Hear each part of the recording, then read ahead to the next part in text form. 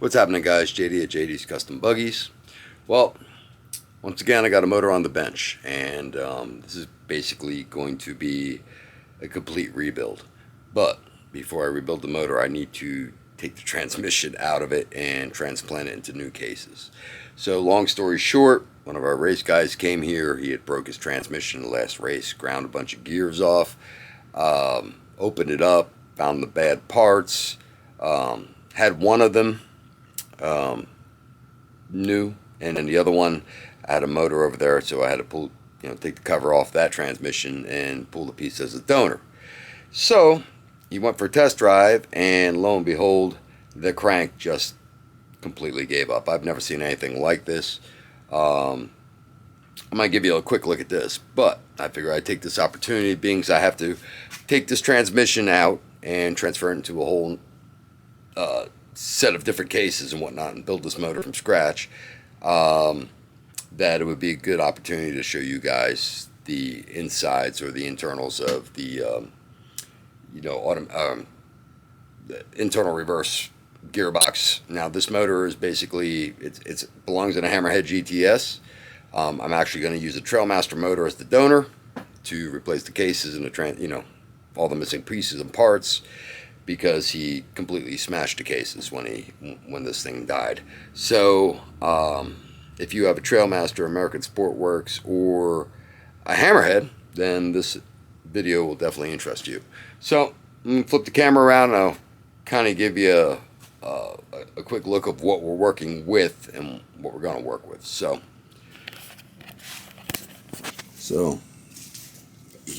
I just put a top end on this, and he got 2 races out of it. Said it was running great. In the last race, it was at Tampa MX. I ended up not being able to go because I was sick. What appears to have happened in one of the videos that I was looking from the guys taking all the videos from the sidelines, is he hit a jump and a nose hit, and the thing came to a complete stop. And he was in the gas when this happened. When he came around for the next lap, it was making a bunch of chattering noises, so he basically ground a bunch of teeth off of the output shaft and the shaft that, or output shaft, that cog, and the cog that meshes it to the forward neutral reverse mechanism, that cluster. So replaced all that, and then he went for a test drive here, and it quit on him down the street. So first thing we noticed, it was leaking oil, and that would be why it completely trashed the case. I have never seen that before, so I wasn't quite sure what happened there.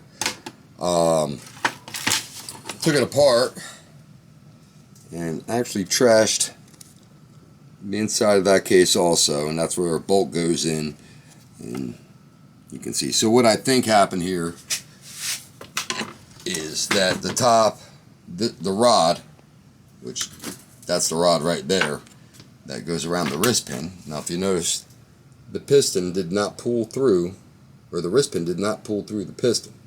And I'm going to go ahead and turn this over. This is all garbage anyway. But I was able to, let's see if I can still do it.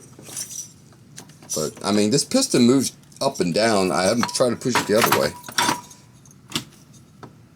Yeah, I mean, it's not lodged in there. It's not broke. So what I'm thinking happened, that's what I got to see when I opened this thing up. Still, the wrist pin is the strongest part of the motor, I guess. There's our skirt. So, if something had happened, I just don't see the reason why this rod left that wrist pin in the piston without, I mean, it destroyed the piston, but without, completely ripping it through the piston. The piston's a lot weaker than the rod. So, what I think happens, just rod failure, I don't know, manufacturer failure. I don't know how long he's had the buggy. It's 2020. I believe he bought it new. Got a couple races on it. Never seen this happen with any rod, whether it be out of one of these motors or like an old school GY6 motor. I've yet to see that. I mean, I've seen bent rods, just never seen something that destroyed. So, take an inventory. The head I'm going to check out. There's some splatter from, the parts letting go and whatnot. I believe I can clean that up. If the valves aren't bent and they slide in and out, I'll go ahead and redo a valve job on it and we can probably save this head. The cylinder is obviously trashed. The only reason I left it here, and it's not in the garbage already, is because I figured that I'm going to make this video. So this case piece is trashed. The center case piece is trashed. Obviously the crank is trashed. So what this is going to entail is, this clutching is good. I'm going to take all the clutching off and transfer this over, and then open up the transmission that I just put in there. That's not blood, it's just red paint, and I just got done painting some. I'm going to open up this transmission. This is what we'll show in the video, and we're going to take all of this out, and then I have this Trailmaster motor over here, which you can see it's already opened up because I robbed the parts from. So we're going to use this bottom end or whatnot. This came, I believe this might be, I want to say it was my niece's backup motor. So over here was just kind of getting used for parts at this point. So at this, I'm just trying to save him some money. The alternative would be to order a new motor and then top end on it. So you know, I'm trying to get it back to where same performance it was. This way, this will save him a couple $100 at least. I'm just gonna use this, and if I ever need a motor, then I'll just order a new motor if I need it. But at this point, I'm just trying to keep the guy racing. So I'm gonna clean up this mess over here, and get the table in shape, and then we'll be back. And when we are, we'll be disassembling this transmission and putting in that motor. So be back in a bit. Alright, so we got our patient here. The portion that we're taking out is over here, obviously. So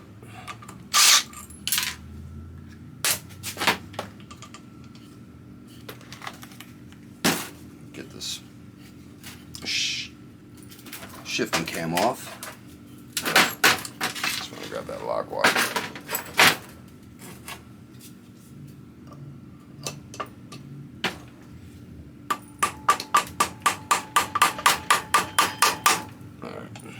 Screwdriver and split it open a little bit.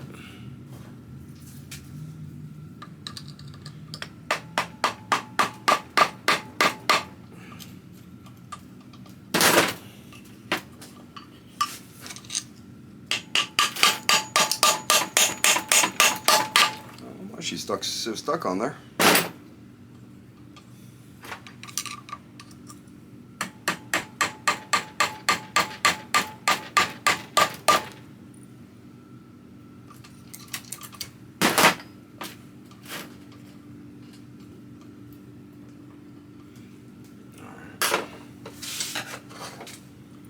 Be a little stubborn.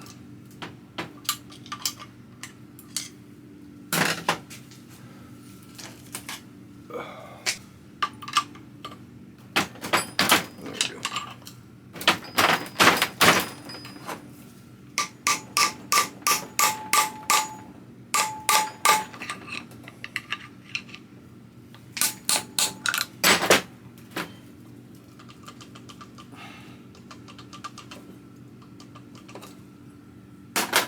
Okay.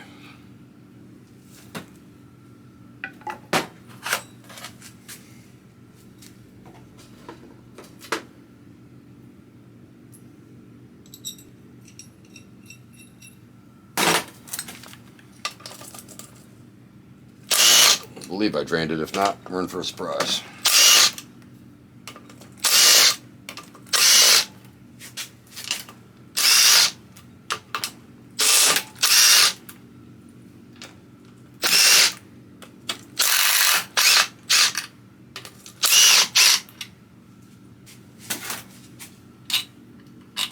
Don't have to worry about different lamp bolts, they're all the same.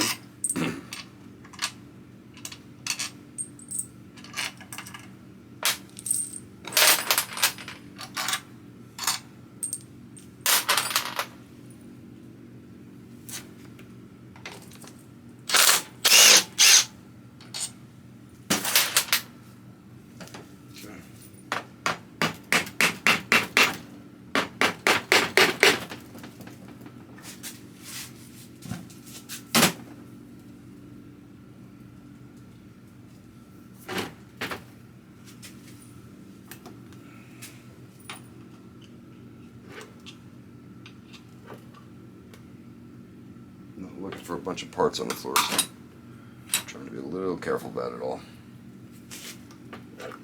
Okay. Put that up a little bit. Alright, there she is. Shift fork stayed in it. Alright, so I'm going to go ahead and pull these parts out. I'm really not set up for it. Well, because I didn't clean the mess up. It's been a busy week. Alright, so this is our main cluster. Let's see what part's going to come out first, and I'll show you. That's our shift drum. Okay? Got to loosen this up. If you look in here, let's see if I can get it to go a little closer. I'm going to move this camera a little bit.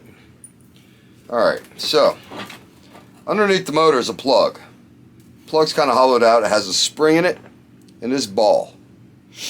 A lot of people pull that plug as an accident, and they're mistaken because when they want to change their gear loop, they drain it out. That plug is further back. Alright, so they're identical. I believe they're both, yep. Actually, the one, I've seen them both sizes. So this back one here, which is actual drain plug, is 17 millimeter. Alright, and the head on it. That plug there is 14. Alright, so what you want to do is basically, what you would normally do is actually loosen this bolt up to the point where the ball would actually be flush down in here. The ball just fell off.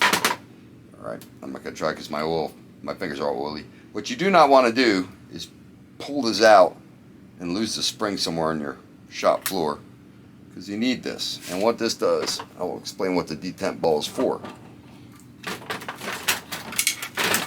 Alright, and that's your detent ball, which is basically just a BB. Okay. So what that does is, when it's all in there and together, and when we put it back together, I'll kind of show you. So you have this slot right there, and then you have, that's where your shift fork is basically. You have a slot here, goes down, it's kind of like a zigzag. Sorry, I wasn't watching the camera. So the shift fork, this nub here in the shift fork, sits in there. So when you're in neutral, it's here. When you shift it to one gear, it goes down there, and then when you shift it back into neutral, it's here, and I can't tell you right off bat which is drive and which is reverse, but that's what it does. So the nub on this shift fork rides in this groove here. Now the shift fork sits on that post. Okay, the other end of the shift fork, let's see if I can get this out. The other end of the shift fork goes in here, between these gears. And when this goes up and down, these gears have slots in them. Alright, and they lock into the holes in each cog. One is reverse, one is drive. I'm going to assume that the reverse one is the bigger one. No, hold on for a second. I might not venture to guess at all. One of these is because the gear ratio is bigger, so I'm trying to think. I'm gonna take a chance to say that the larger one might be reversed because of the noticeable size, and that when you put it in reverse, you get a lower gear ratio going backwards.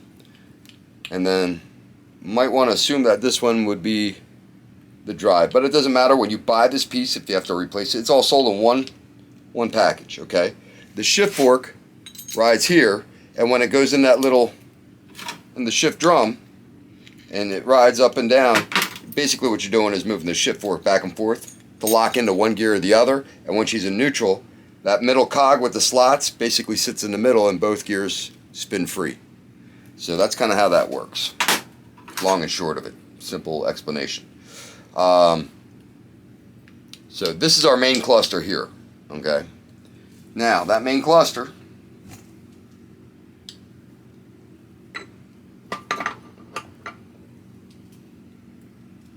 has a shim. It's a really thin washer. a really thin washer that there's no part number for that as of right now, because I've tried to find just the shim. But from what they tell me, that the shim actually comes with the cluster, and that's why it's part of this part number. This here is just like pretty much a transfer shaft.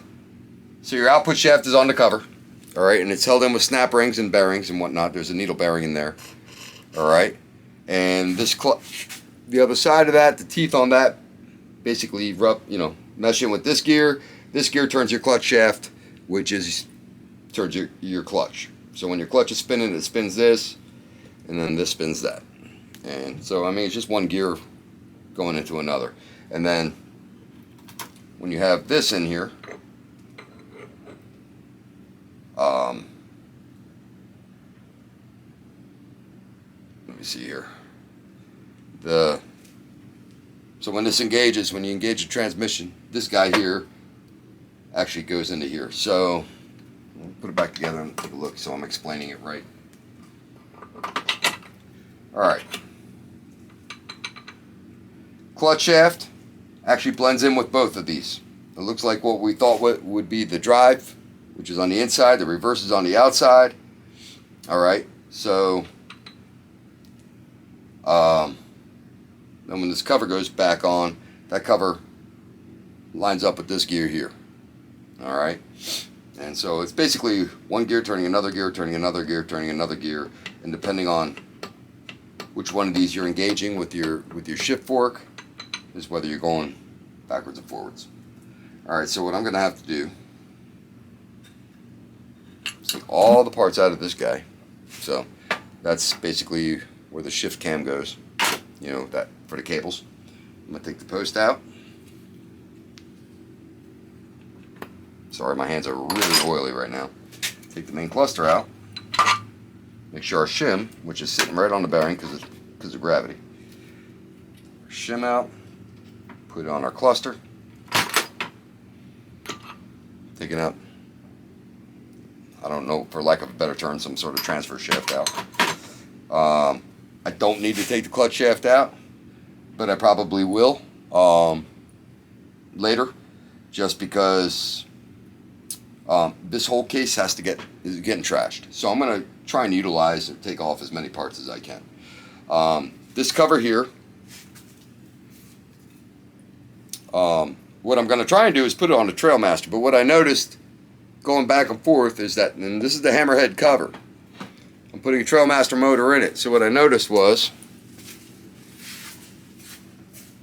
that the Trailmaster, let me grab it now,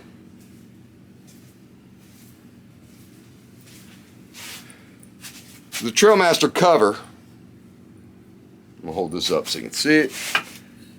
This Trailmaster cover would not fit this Hammerhead motor. The only difference that I can see, let me see, this is upside down, so I'm going to put them side. Move my camera, try and get them both into view. Alright, I can't. So I'm looking at this thing backwards. The only difference I see is this portion right here, where this round thing is, and all this right here. The Hammerhead does not have that. If it did, where it would be on the cover would basically be right here in that big empty slot. So it's all empty. It's a lot emptier. Now, for sake of experiment, I am going to try and see if this cover fits the Trailmaster, to see if it goes one way and not the other. Alright, but I'm probably just going to be safe and use this Trailmaster cover. So, alright, next thing we're going to go through is, let me clean this table off, and then what we need to do is I will show you how to get the output shaft out, because there's a series of snap rings in here that we need to remove to do that. And I just, kind of makes me mad because I went through this all once before. I think I'm just going to get rid of this gasket. Although the gasket looks good, I'd rather just start from scratch. And I'm going to strip it of all the dowel pins and whatnot. So, we can clean this mess up and we'll get back to it. Alright, we got our cover. We need to take this shaft off and put it on the other cover. So, There's a bearing here that it rides on, and there's a bearing in here, and there's also, I believe, a needle bearing inside. So there's two clips, one that's retaining the bearing, which is the bigger one, and then there's a smaller ring or snap ring here that's retaining, keeping the shaft itself in place. So if you just want to remove the shaft, which is what we need to do,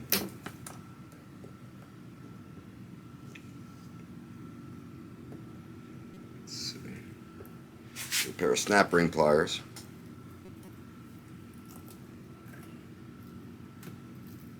Got it started.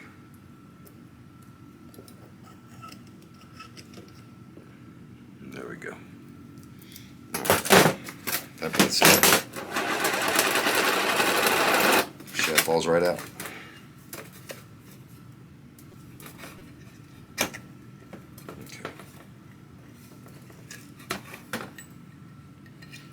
Now, there's also a washer that goes on top, on the outside of that shaft. That stays with this part of the assembly. So our snap ring, this shaft here.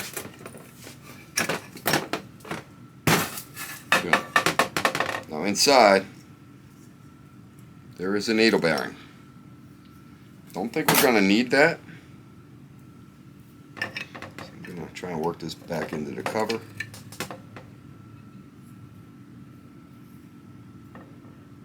Alright. This cover, this bearing came out of it. This cover I'm just going to put on the shelf until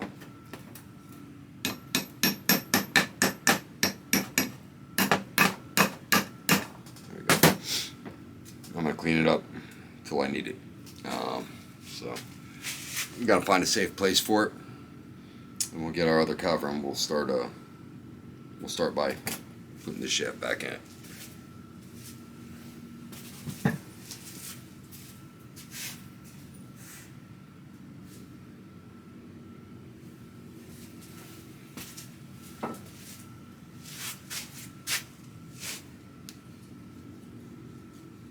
Alright, this bearing feels good. Needle bearing's intact. I am going to fly the shaft out. I'm just going to slap a little bit of assembly lube in there.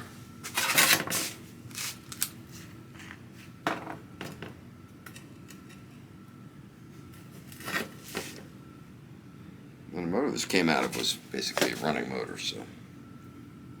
Alright. So we're going to take our shaft, put it through our needle bearing to the outer bearing. Give it a little bit of a wiggle till, boom, she slides in.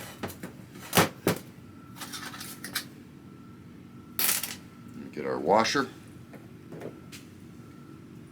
shim, spacer, whatever you want to call it.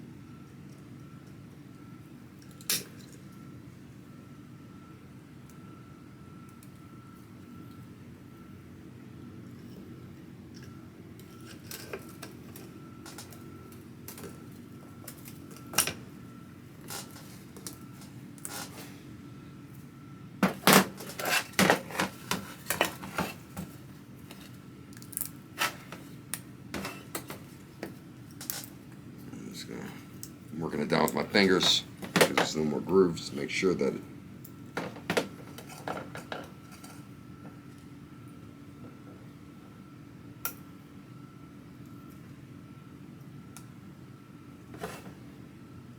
Yep.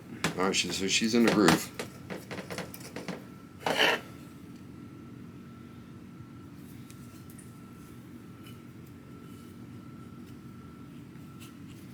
Clean this up a little bit, and then we'll get the rest of the motor in here and replace the transmission and the rest of the motor. So, alright, so we got the other motor, and just gonna do the video on basically the transmission part. So that's what it looks like empty. The clutch shaft's already in it. that was already there. That's good. This basically came out of pretty much a running motor, so transmission was good in it. So I got the detent ball. This is the plug for it we talked about when I took it out. The spring is in there, and the ball is just kind of hanging halfway out. I have the plug. So had I taken the last one apart correctly, I would have backed that off. But because I was just tearing it all out anyway, it didn't really matter. But if you're working on it, you'll probably want to back this detent ball before you try and mess with the whole shifting mechanism.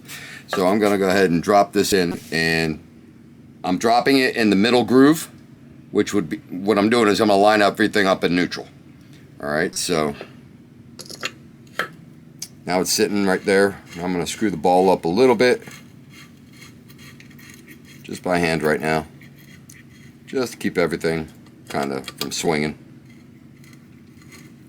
Alright, now this end is what your little shifting half moon cable cantilever goes on, and that's going to stick through the case and oil seal. If you notice, there's 2 snap rings, and that's just basically to keep it, from going in too far. So what I'm going to do is line up my teeth now, because I'm in neutral. So this one has 5 teeth, and the other one's got 1, 2, 3, 4, 5 teeth. So basically I'm just trying to mesh them so when they swing all the way back and forth. Alright, and now just for the sake of example, I'm backing off the detent ball so it just kind of not as much pressure on it. Maybe a little more because it's hard to turn by hand. Alright, and I'm just doing like a little test run. And you heard the ball right there snap into the other groove. So right now we're in either drive or neutral. I mean reverse. And now we're back in neutral. And now, boom. So everything's gelling together. Back in neutral. Now and that's what that clicking is that you hear in your transmission when you shift, is basically that ball bouncing off these 3 grooves. And it keeps it in gear, in place. Now a very common breakage is on this in particular, if you lose the ability to shift, it's usually this spring that breaks here. I've seen a few times where the spring is actually just broke right off, and there's not a replacement spring, so basically you're just ordering a new shift drum. Alright, now here's where it gets to be a little fussy. It's the other decent ball. Alright, so as we talked about before, if you come and see this groove right here, and we got the little nub on the shift fork. So the shift fork post goes in there. And what I'm going to try and do is lower it. I have it in upside down. Basically you can tell just because it will not work. Now it's in that groove, and I'm in neutral now. But I'm probably going to end up having to take this back out when I get the cluster in there, the main cluster. Alright.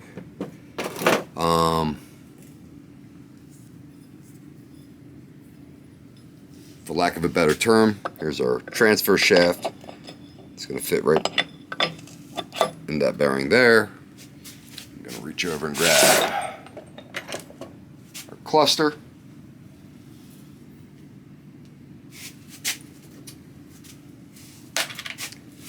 And like I said before, this is very important. You got to have this shim. This shim is going to lay up against that bearing. But if that shim's not there, things won't gel and mesh the way they're supposed to be.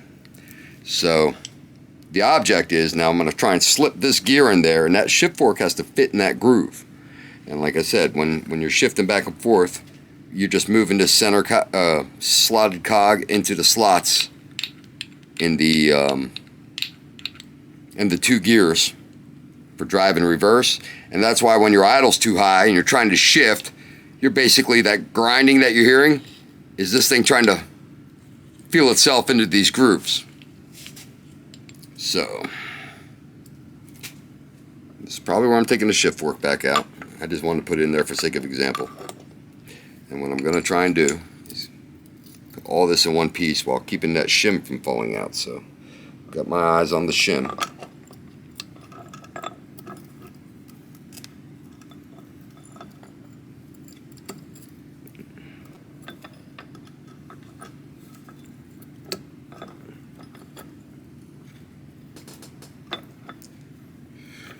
take the post out. There we go. So the shift fork is now in the shift drum. And I'm going to try and line that up, push it all in there, and basically that's complete. I'm probably, just for the sake of checking, I'm going to tilt this down while I'm holding it. I want to make sure that shim's not sliding out, to make sure my shim is actually sitting in there. And probably what that shim does is, it looks like, if you see the distance between this gear here and this gear, that's basically what that shim is doing. It's just lifting that enough so it misses. Now, why they don't machine it that way, I don't know. I'm sure there's a reason for it, but if you open up a motorcycle transmission, there's all kinds of shims that you have to make sure they're in the right place. So somebody much smarter than me is the one who came up with this whole thing. All right. So it looks to me like everything is in there. What we're going to do is we got our 2 dowel pins already in there. I'm going to lay a new gasket on it, and then it should be as simple as placing the cover back on them, replacing our bolts.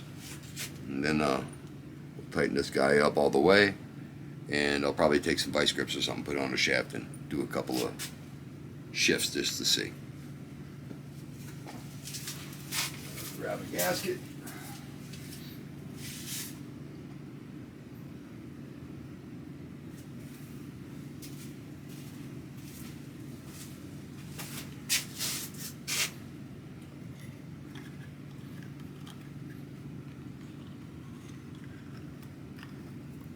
Get it on our dowel pins.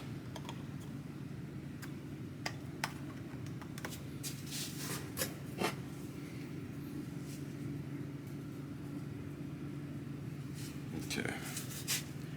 So what I'm trying to do here, and usually when I'm doing this, if I'm doing it in the buggy, it gets to be a little harder because gravity. So the motor would be completely seen the way it should, and all these gears would be hanging out horizontally, and they will kind of stay, but they kind of tend to droop a little bit. This makes life much easier for me right now, being out. Or at least it should. Hopefully I'm not speaking too soon. So there's our seal.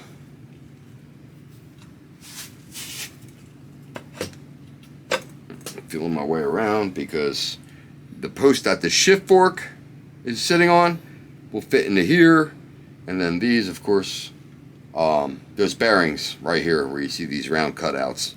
So I mean, we have to make sure all the gears kind of mesh up and kind of goes back together. So I'm just feeling it around right now. I don't feel like it's clicked into place yet. Might even get a little rubber mallet action on the thing just to see. Kind of like that. I'm kind of liking that. Everything went together really nice. So I'm going to grab my 10 bolts out of the bin that I threw all these parts in.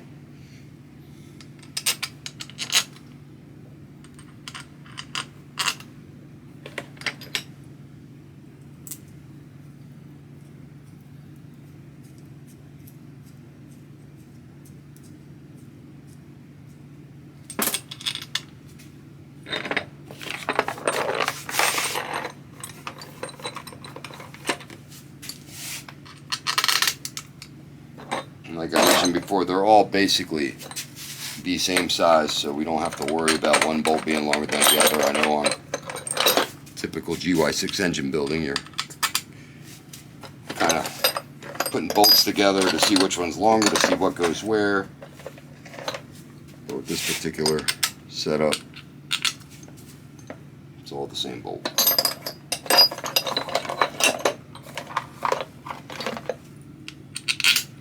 One more in there somewhere.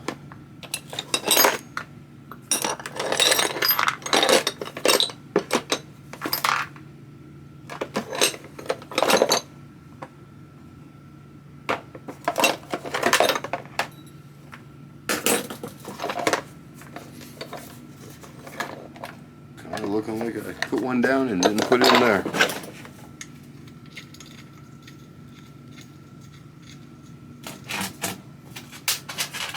Cameraman found it.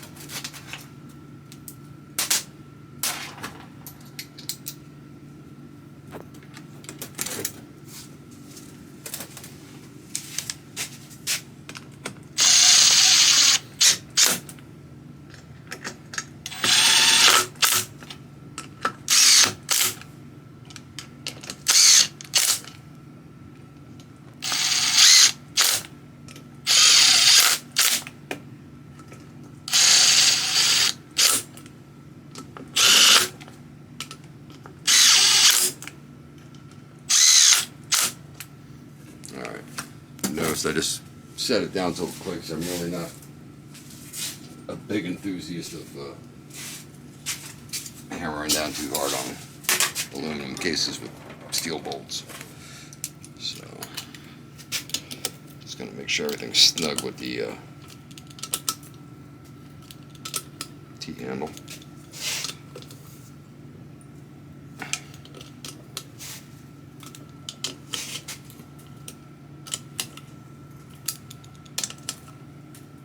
Okay. Oh, one more. There's no lube in there, so it probably sounds a little noisy. I'll grab a pair of vice grips. I'm going to set the vice grips just to kind of grab it, be nice and gentle, and just going to, there's your ball clicking, turning it, the output shaft's turning, back to neutral, nothing is turning on the other side, and there's our drive,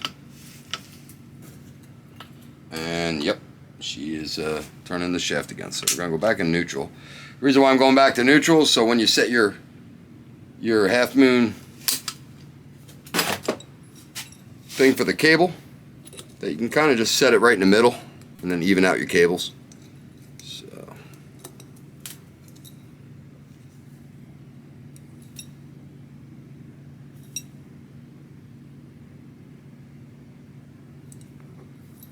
yeah, this way. Gave me a hard time coming off. It's gonna give me a hard time going on.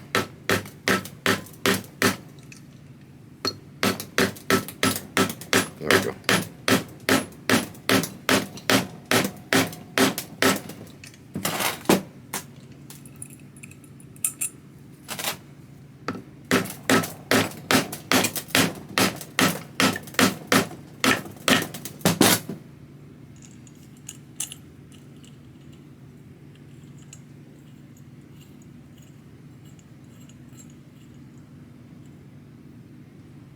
And that's it.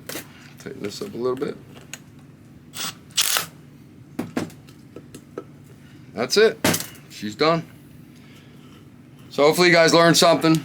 Like I said, just a quick video. I don't get into too much of these, so I'm gonna tighten up these plugs when I'm done. You want to make sure the detent ball's tight. Might as well do it before we leave you.